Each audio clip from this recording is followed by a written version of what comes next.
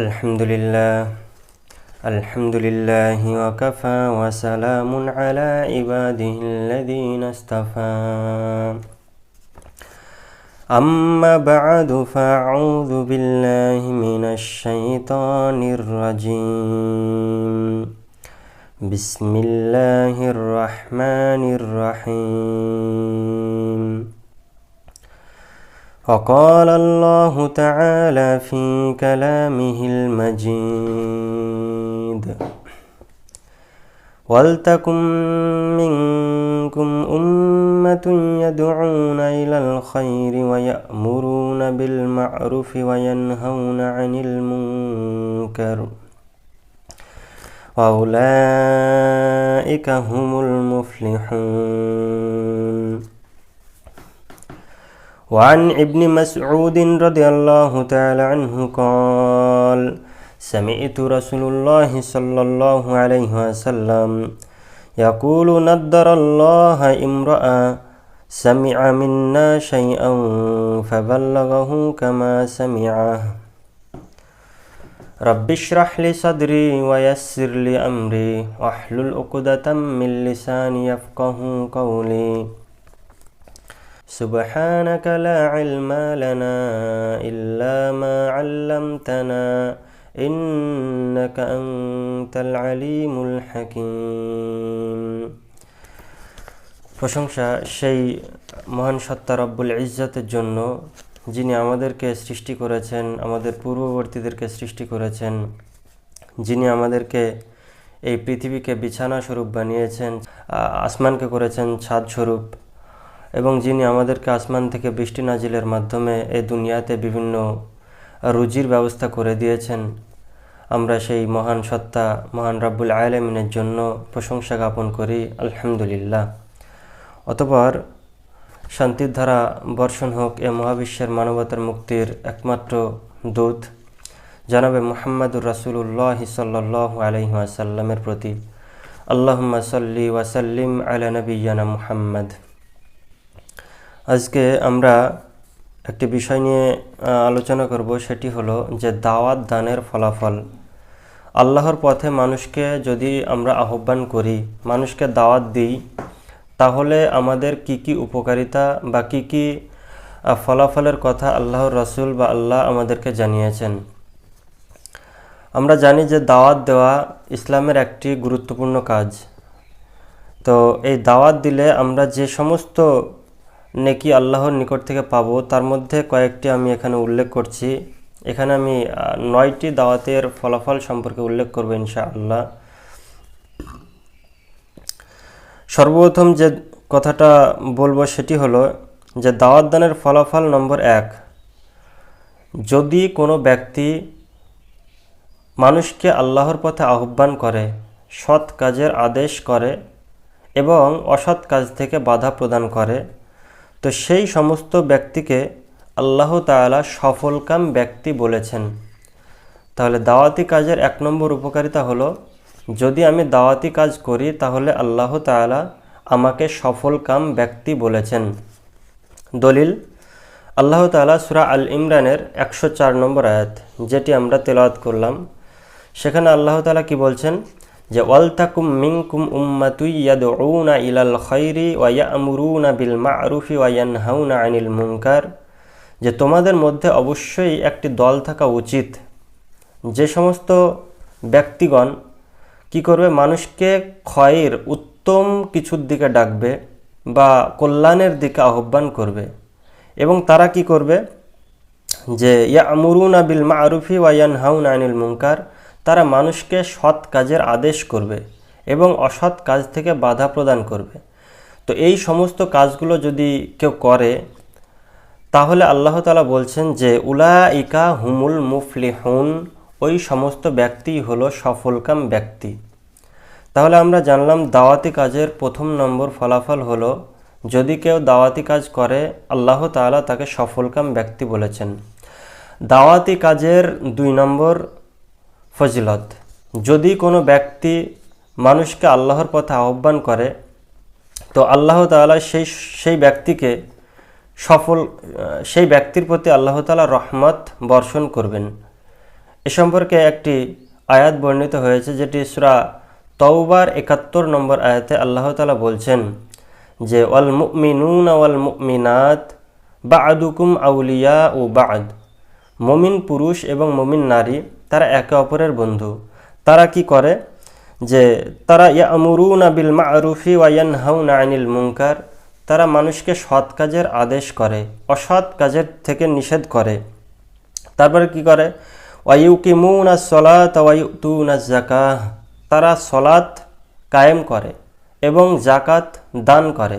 ওয়া ইউতিউনাল্লাহা ওয়ার রাসূল, এবং তারা আল্লাহ তাআলা এবং রাসূলের অনুগত্য করে। তো আল্লাহ বলছেন যে উলাইকা সাইয়ারহামুহুমুল্লাহ, আল্লাহ তাআলা তাদের প্রতি রহমত বর্ষণ করবেন। তাহলে আমরা দেখছি যে এখানে কয়েকটি কাজের কথা উল্লেখ আছে। সেটা হলো যে মুমিন পুরুষ মুমিন নারী একে অপরের বন্ধু, তারা সৎ কাজের আদেশ, অসৎ কাজ থেকে নিষেধ। ২ নম্বরে তারা সলাত কায়েম করে, জাকাত দান করে এবং তারা আল্লাহ এবং আল্লাহ রসুলের অনুগত্য করে। তো এই সমস্ত কাজের মধ্যে একটি কাজ হলো মানুষকে সৎ কাজের আদেশ করা এবং অসৎ কাজ থেকে বাধা প্রদান করা, অর্থাৎ আল্লাহর পথে আহ্বান করা। তো আল্লাহর পথে যারা আহ্বান করবে, আল্লাহ বলছেন কি সাইয়ারহামুহুমুল্লাহ, অবশ্যই আল্লাহ তাআলা অতি শীঘ্রই তাদেরকে আল্লাহ তাআলার রহমত দান করবেন, রহমত তাদের প্রতি বর্ষণ করবেন। দাওয়াতি কাজের ফলাফল নম্বর ৩, যদি কোনো ব্যক্তি মানুষকে দাওয়াত দেয় এবং দাওয়াত দিতে গিয়ে আল্লাহর পথে মানুষকে আহ্বান করতে গিয়ে যদি কোনো কথা বলে বা যে কথাটা মুখ থেকে তিনি বের করবেন সেই কথাটাকে আল্লাহ তাআলা উত্তম কথা বলেছেন। এ সম্পর্কে মহান আল্লাহ সূরা ফুসসিলাতের ৩৩ নম্বর আয়াতে বলেন ওয়ামান আহসানু কওলাম মিম্মান দাআ ইলাল্লাহ ওয়া আমিলা সালিহা ওয়া ক্বালা ইন্নানি মিনাল মুসলিমিন, যে ওই ব্যক্তির থেকে কথাই কে উত্তম, যে ব্যক্তি কি করে?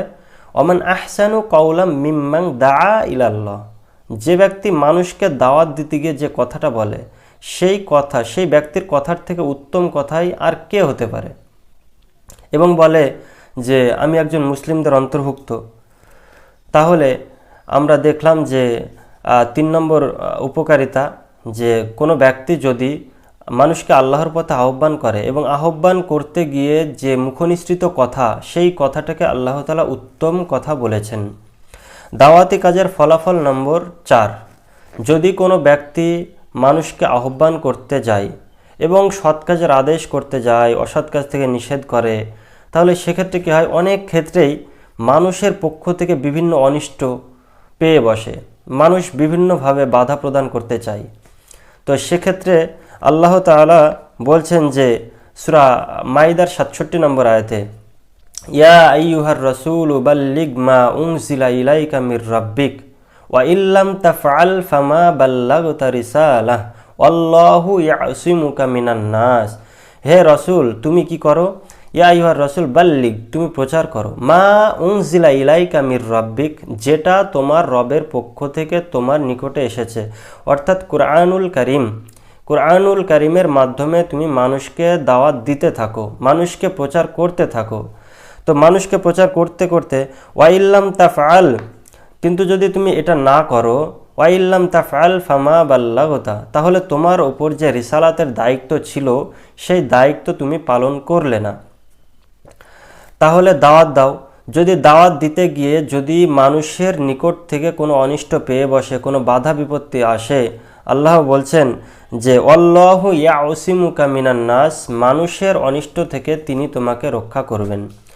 তো এই আয়াতটি যদি আমরাও এখনও মানুষকে ইখলাসের সাথে দাওয়াত দিই এবং অসৎ কাজের থেকে বাধা প্রদান করি, আর সেক্ষেত্রে মানুষের অনিষ্ট আমাদেরকে পেয়ে বসে, তো সেক্ষেত্রে চিন্তার কোনো কারণ নেই, আল্লাহ সেখান থেকে আমাদেরকে রক্ষা করবেন। তাহলে এটা গেল দাওয়াতি কাজের ৪ নম্বর ফলাফল। দাওয়াতি কাজের ৫ নম্বর ফলাফল হলো যে কোনো ব্যক্তি যদি মানুষকে আল্লাহর পথে আহ্বান করে, সৎ কাজের আদেশ, অসৎ কাজ থেকে নিষেধ করে, তো এই সমস্ত ব্যক্তিগুলোর জন্য আল্লাহর রসুল 1450 বছর আগে তিনি দোয়া করে গেছেন, সেই দোয়ার মধ্যে শামিল হওয়া যায়। এ সম্পর্কে মিশকাতুল মাসহাবের 230 নম্বর হাদিস বর্ণিত হয়েছে। হাদিসটি ইবনে মাসুদ রাদিয়াল্লাহু তাআলা আনহু থেকে বর্ণিত। তিনি বলছেন, সামি'তু রাসূলুল্লাহ সাল্লাল্লাহু আলাইহি ওয়াসাল্লাম, যে রাসূলুল্লাহ সাল্লাল্লাহু আলাইহি ওয়াসাল্লাম বলেছেন, কি বলে, আমি রাসূলুল্লাহ সাল্লাল্লাহু আলাইহি ওয়াসাল্লামকে বলতে শুনেছি, ইয়াকুল, তিনি বলেছেন যে নাদ্দারাল্লাহ ইমরাআ সামিয়া মিন্না শাইআ ফাবাল্লাগাহু কামা সামিআ। আল্লাহ তাআলা ওই সমস্ত ব্যক্তিদের মুখমণ্ডলকে উজ্জ্বল করুক, আল্লাহ তাআলা ওই সমস্ত ব্যক্তির মুখমণ্ডলকে আলোকিত করুক। আল্লাহ রসুল দোয়া করছেন যে কাদের জন্য, যে সামিয়া মিন্না শাইয়া, যে ব্যক্তি আমার নিকট থেকে কোনো কিছু শুনলো, কোনো একটি হাদিস শুনলো এবং যেভাবে শুনেছে ঠিক সেভাবেই মানুষের নিকটে প্রচার করেছে, কোনো কিছু বাড়িয়েও বলেনি, কোনো কিছু কমিয়েও বলেনি, অর্থাৎ যেভাবে শুনেছে, যতটুকু শুনেছে ততটুকুই মানুষের নিকটে প্রচার করেছে। এটা হলো এই কাজটা যে করবে, আল্লাহ রসুল বলছেন যে নাদ্দারাল্লাহ, আল্লাহ তাআলা তার মুখমণ্ডলকে উজ্জ্বল করুক, আলোকিত করুক। তাহলে দাওয়াতি কাজের 5 নম্বর ফলাফল গেল। দাওয়াতি কাজের 6 নম্বর ফলাফল হলো যে ধরুন আমি একজন দায়ী, আমি আমার দাওয়াতের প্রভাবে যদি 5 জন আমার দাওয়াতে সাড়া দেয় এবং আমার কথা অনুযায়ী 5টা মানুষ যে ভালো কাজ করে, খারাপ কাজ ছেড়ে দেয়, তো ওই 5টা মানুষ যত নেকি অর্জন করবে, যত সওয়াব অর্জন করবে, তত সমপরিমাণ সওয়াব আল্লাহ তাআলা আমার আমল নামায় যুক্ত করবেন। এ সম্পর্কে একটি হাদিস বর্ণিত হয়েছে, যেটি মিশকাতুল মাসহাবের 158 নম্বর হাদিস। হাদিসটির বর্ণনাকারী আবু হুরায়রা রাদিয়াল্লাহু তাআলা আনহু কল, আন্না রাসূলুল্লাহ সাল্লাল্লাহু আলাইহি ওয়াসাল্লাম ক্বালা মান দাআ ইলা হুদা, যে আবু হুরায়রা রাদিয়াল্লাহু তাআলা আনহু বলছেন যে কোনো ব্যক্তি যে মানুষকে হেদায়েতের দিকে আহ্বান করে, মান কানা লাহু মিনাল আজরি মিসলু উজুরিহিম মান তাবিয়াহু, যে কোনো ব্যক্তি যদি মানুষকে দাওয়াত দেয় এবং সেই দাওয়াতে যে সমস্ত ব্যক্তিরা তাদের দাওয়াতে সাড়া দেবে বা তাদের দাওয়াতের অনুসরণ করবে, তাদের সমপরিমাণ সওয়াব আছে। এখানে আল্লাহ রাসূল কি বলছেন, যে মান দাআ ইলা হুদা কানা লাহু মিনাল আজরি মিসলু উজুরি মান তাবিয়াহু লা ইয়ানকুসু যালিকা মিন উজুরিহিম শাইআ। কোনো ব্যক্তি যদি মানুষকে হেদায়েতের পথ দেখায়, মানুষকে সৎ পথের দিকে আহ্বান করে, তো সেই সৎ পথের আহ্বানে যত মানুষ তার অনুসরণ করবে তাদের সমপরিমাণ আল্লাহ তাদের ওই ব্যক্তির ঘাড়ে, ওই ব্যক্তির আমল নামায় আল্লাহ সবগুলো তার আমল নামায় যুক্ত করবেন।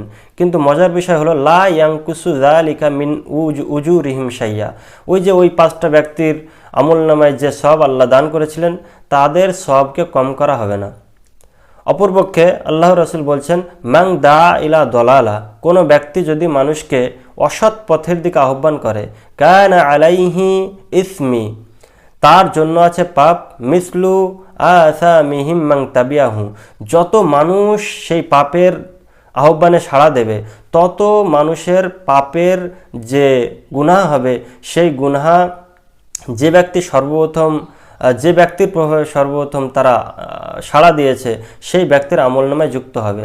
মজার বিষয় হলো কানা আলাইহি লা ইয়ানকুসু যালিকা মিন আসামিহিম শাইয়া, কিন্তু যে সমস্ত ব্যক্তি পাপের কাজে সাড়া দিয়েছিল তাদের যে গুনাহটা হলো, তাদের গুনাহ থেকে কোনো কিছুই কম করা হবে না, কিন্তু তাদের গুনাহগুলো যে ব্যক্তি সর্বপ্রথম দাওয়াত দিয়েছিল খারাপ কাজের, সেই ব্যক্তির আমলনামায় যুক্ত হবে।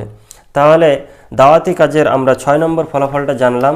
যদি আমি একজন ব্যক্তিকে বা 5 জন ব্যক্তিকে ভালো কাজের দাওয়াত দিই, তারা যদি সাড়া দেয় তাহলে তাদের যে নেকি বা সওয়াব হবে সেই সব নেকি বা সওয়াব আমার আমলনামায় যুক্ত হবে।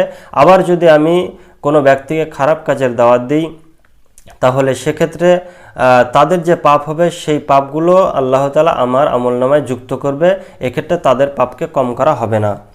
দাওয়াতি কাজের 7 নম্বর ফলাফল, কোনো ব্যক্তি যদি মানুষকে দাওয়াত দিতে গিয়ে একটি দিন অথবা একটি সকাল অথবা একটি সন্ধ্যা একটি সন্ধ্যা সময় ব্যয় করে আল্লাহর পথে, তো ওই সময়টাকে আল্লাহর রসুল এ দুনিয়া এবং এ দুনিয়ার মধ্যে যা কিছু আছে তার থেকে উত্তম বলেছেন। এ সম্পর্কে মিশকাতুল মাসাবে 3791 এবং 3792 নম্বর হাদিসে দুটি হাদিস বর্ণিত হয়েছে। সেটি হলো যে প্রথম হাদিসটি হলো আন সাহাল ইবনে সাআদিন ক্বালা রাসূলুল্লাহ সাল্লাল্লাহু আলাইহি ওয়াসাল্লাম রিবাতু ইয়াউমিন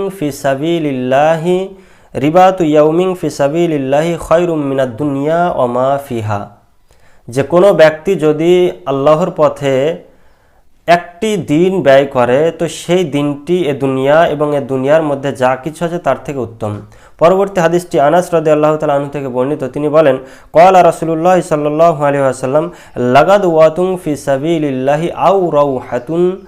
যে কোনো ব্যক্তি যদি একটি সকাল অথবা একটি বিকেল আল্লাহর পথে মানুষকে আহ্বান করতে গিয়ে বা কিছু শেখাতে গিয়ে বা কিছু শিখতে গিয়ে ব্যয় করে, আল্লাহর দিনকে টিকাতে গিয়ে ব্যয় করে একটি সকাল বা একটি সন্ধ্যা, তাহলে আল্লাহ রাসূল কি বলছেন, খয়রুম মিনাদ দুনিয়া ওয়া মা আলাইহা, যে দুনিয়া এবং দুনিয়ার মধ্যে যা কিছু আছে তার থেকে উত্তম। সুবহানাল্লাহ। যে আমি নিজে শেখার উদ্দেশ্যে অথবা কাউকে শেখানোর উদ্দেশ্যে বা আল্লাহর দিনকে টেকানোর উদ্দেশ্যে যদি আমি একটি দিন বা একটি সকাল, একটি সন্ধ্যা বা একটি বিকেল যে একটু সময় আমরা ব্যয় করব, সেই সময়টা দুনিয়া এবং দুনিয়ার মধ্যে যা কিছু আছে তার থেকে উত্তম। দাওয়াতি কাজের 8 নম্বর ফলাফল। দাওয়াতি কাজের 8 নম্বর ফলাফল হলো যে কোনো ব্যক্তি যদি দাওয়াত দিতে গিয়ে যে সময়টা একটু সময় যদি ব্যয় করে, একটি দিন যদি ব্যয় করে, তো সেই দিনটা রমাদান মাসের 1 মাস সিয়াম রাখা, 1 মাস কিয়াম করার সমতুল্য নেকি পাবে।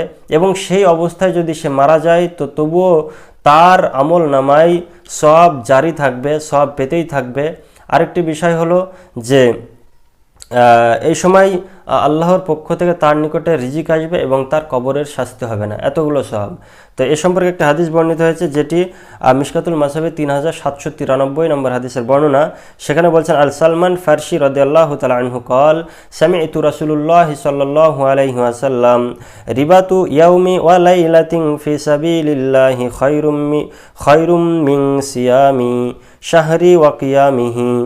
যদি কোনো ব্যক্তি আল্লাহর পথে দাওয়াত দিতে গিয়ে বা আল্লাহর দিনকে টেকানোর উদ্দেশ্যে একটি দিন ব্যয় করে, তাহলে সেই দিনটি 1 মাস রমাদান মাসে সিয়াম রাখা এবং কিয়াম করার থেকে উত্তম। ওয়াইন মাতা জাযা আলাইহি আমালুহুল্লাযী কানা ইয়ামালুহু। এবং এই সময় যদি মারা যায় সে, তো তার আমল নামায় সব জারি অর্থাৎ অবধারিত থাকবে, সে সব পেতেই থাকবে। আর কি ওয়া উজিরি আলাইহি রিজকুহু, এবং সে উজিরিয়া আলাইহি রিজকুহু, সে আল্লাহর পক্ষ থেকে রিজিক পেতেই থাকবে। এই সময় যদি মারা যায় আল্লাহর পক্ষ থেকে সে রুজি পেতে থাকবে বারজাখি জীবনে। আরেকটা হলো যে ও আমিনাল কত্তান, এবং তার কবরের শাস্তি হবে না। সুবহানাল্লাহ। এতগুলো সব একটি দিন যদি আল্লাহর পথে আমরা সময় ব্যয় করি, মানুষকে আল্লাহর পথে আহ্বান করতে গিয়ে, মানুষকে সৎ কাজের আদেশ করতে গিয়ে, মানুষকে অসৎ কাজের দাওয়াত দিতে গিয়ে, মানুষকে অসৎ কাজ থেকে বাধা প্রদান করতে গিয়ে এত সওয়াবের কথা আল্লাহ বর্ণনা করেছেন। সুবহানাল্লাহ, আল্লাহর রাসূল বর্ণনা করেছেন। তো দাওয়াতি কাজের 9 নম্বর ফলাফল, অর্থাৎ এটাই আমাদের শেষ নম্বর ফলাফল হবে, যে কোনো ব্যক্তি যদি মানুষকে আহ্বান করতে গিয়ে পায়ে হেঁটে যায় অনেকে, তো ওই পায়ে হেঁটে যেতে গেলে যে পদদয়ে ধুলোবালি লাগে, সেই ধুলোবালিযুক্ত পদদয়কে আল্লাহ তাআলার জাহান্নাম স্পর্শ করবে না। এ সম্পর্কে মিশকাতুল মাসাবির 3794 নম্বর হাদিসে একটি এবারত এসেছে। সেটি হলো যে ওয়ান আবি আবসিন রাদিয়াল্লাহু তাআলা আনহু قال رسول الله صلى الله عليه وسلم ما أغبرت قدم عبد في سبيل الله فتمسه النار। যে মা আগবাররাত কদামা আবদিন ফি সাবিলিল্লাহ ফাতামাসসাহুন নার, যে কোনো ব্যক্তি মানুষকে আল্লাহর পথে আহ্বান করতে গেল এবং সে আহ্বান করতে গিয়ে যদি তার পায়ে ধুলোবালি লাগে, তো সেই ধুলোবালিযুক্ত পদদয় পদদ্বয়কে আল্লাহর জাহান্নাম স্পর্শ করবে না। ফাতামাসাহুন নার, সেই জাহান্নামের আগুন স্পর্শ করবে না। সুবহানাল্লাহ। এই যে 9টি ফলাফল যদি আমরা দাওয়াতি কাজ করি, আমি এক বাক্যে আবার বলে দিচ্ছি যে সর্বপ্রথম ফলাফলটা হলো যে কোনো ব্যক্তি যদি মানুষকে আল্লাহর পথে আহ্বান করে, সৎ কাজের আদেশ করে, অসৎ কাজ থেকে নিষেধ করে, তাকে আল্লাহ তাআলা সফলকাম ব্যক্তি বলেছেন। 2 নম্বর হলো যে তাকে তার প্রতি আল্লাহ তাআলা রহমত বর্ষণ করবেন। 3 নম্বর হলো যে ওই সমস্ত ব্যক্তিদের কথাকে আল্লাহ তাআলা উত্তম কথা বলেছেন। 4 নম্বর হলো যে দাওয়াত দিতে গিয়ে কোনো বাধা বিপত্তি আসলে সেক্ষেত্রে আল্লাহ তাআলা মানুষের অনিষ্ট থেকে রক্ষা করবেন। 5 নম্বর হলো যে আল্লাহর রাসূল 1450 বছর আগে আমাদের জন্য দোয়া করেছেন, সেই দোয়ার মধ্যে শামিল হওয়া যায়।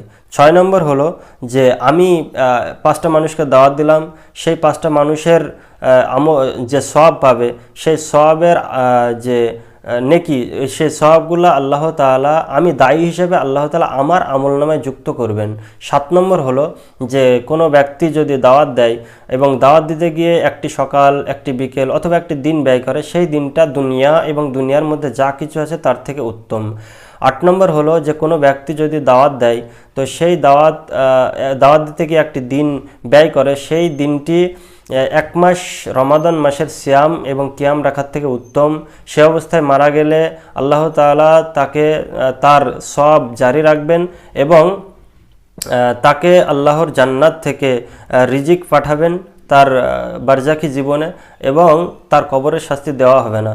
দাওয়াতি কাজের শেষ নম্বর ফলাফল অর্থাৎ 9 নম্বর ফলাফলটা ছিল যে কোনো ব্যক্তি যদি দাওয়াত দিতে যায় এবং দাওয়াত দিতে গিয়ে তার পায়ে ধুলাবালি লাগে, তো সেই পদদ্বয়কে আল্লাহর জাহান্নাম স্পর্শ করবে না। আল্লাহ তাআলা এই দাওয়াতি কাজের 9টি ফলাফলের দিকে লক্ষ্য রেখে আমাদেরকে দাওয়াত দানের প্রতি উৎসাহিত হওয়ার তৌফিক আল্লাহ তাআলা আমাদেরকে দান করুন। আল্লাহুম্মা আমিন।